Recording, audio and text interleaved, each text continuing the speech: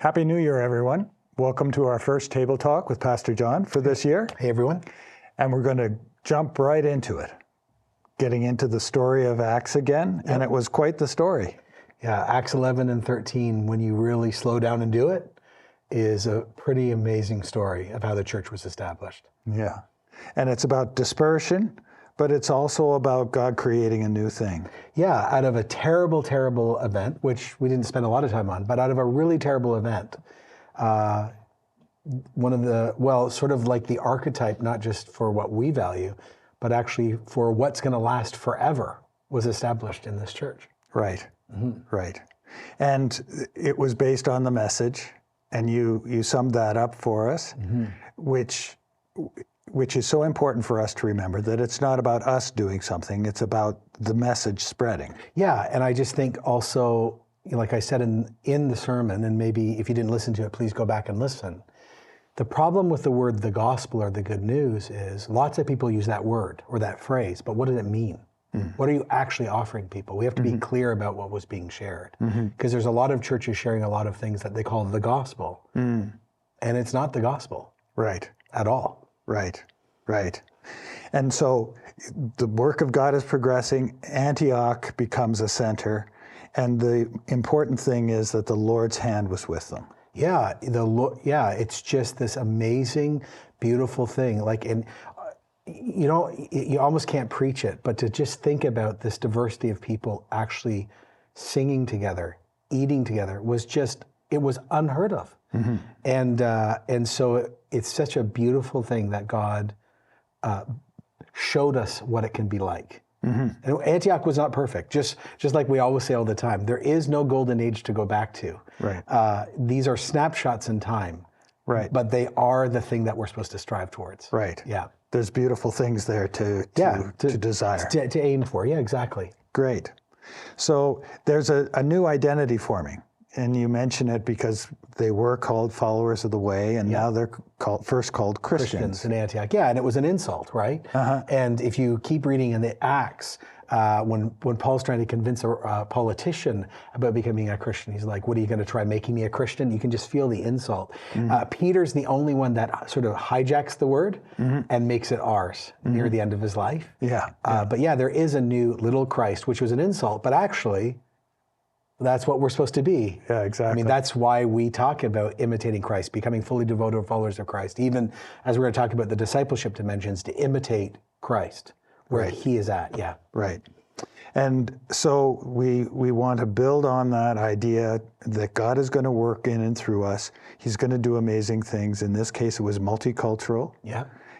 But it wasn't multicultural in a philosophical way. It was multicultural in a spiritual way, as God worked. It was what we talked about during actually COVID. This is God's view of multiculturalism. It's not just a political attempt or a philosophical idea in university. It's people with incredible differences that retain a lot of the differences, coming together and finding their unity because they're called by the Father, they've met Jesus, they're filled with the Holy Spirit, and now they're trying to imitate Christ together. And it's never perfect and it's always complicated, but it's real.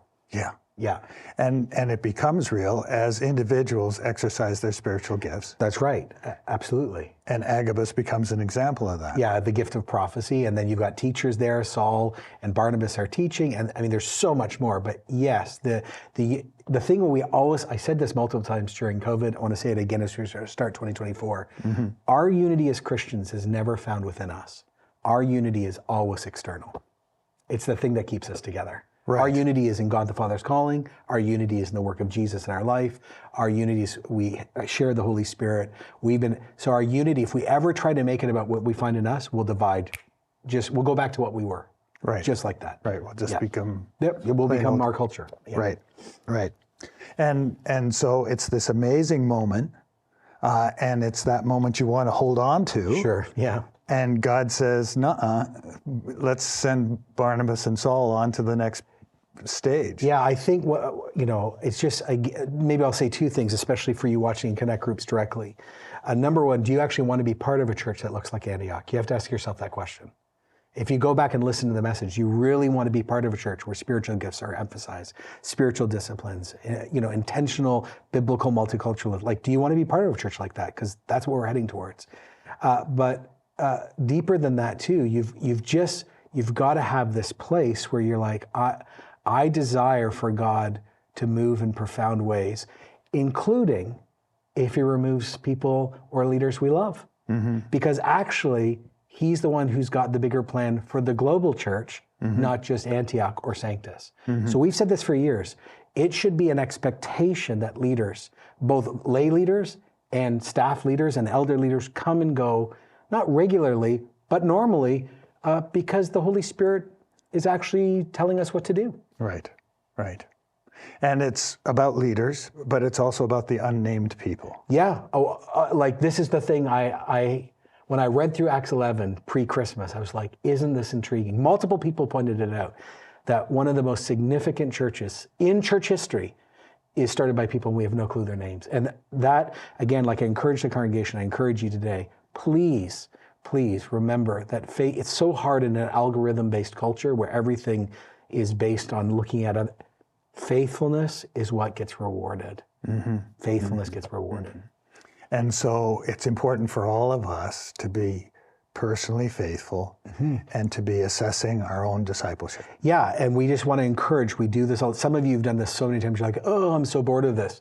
But, this is not a New Year's resolution time. That's not what this is. Mm-hmm. It's just, how can you know where to go if you don't know where you are? Mm-hmm. How can we as a church know where we are to go in smaller, different ways if we don't know where we are? Mm-hmm. So yeah, we absolutely want everyone just to find out sort of where are you personally with your walk with Jesus? Because like I said, really briefly, our personal walks with Jesus make up the fabric of this church.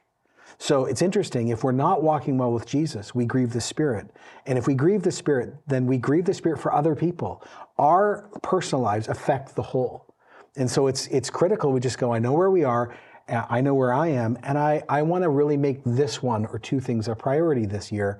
And because we talk about this, not in this sermon, these are based on guaranteed places of encounter. So if I spend my time here, Jesus is going to be there. Right. And so it's not us making a decision, it's us hearing God's prompting and following. Yeah, just where do I, out of the 5, what are the 1 or 2 that I really need to focus on? Well, what is the Holy Spirit saying? What is my Connect group saying? How should this become an evaluation? Yeah. Wow. Well, you're together in your groups, and we're so glad you have that community to support you. What we want to encourage you to do is to really live in 2024. Mm-hmm. And that's what the assessment is about, for you to spend time listening to God and hearing where he wants to lead you. And that's what this sermon has been about, to give us that big vision. Yeah, exactly. So may the Lord bless you in your discussions and in your group and in your lives for his glory. Yeah. Happy New Year, everyone. Happy New Year.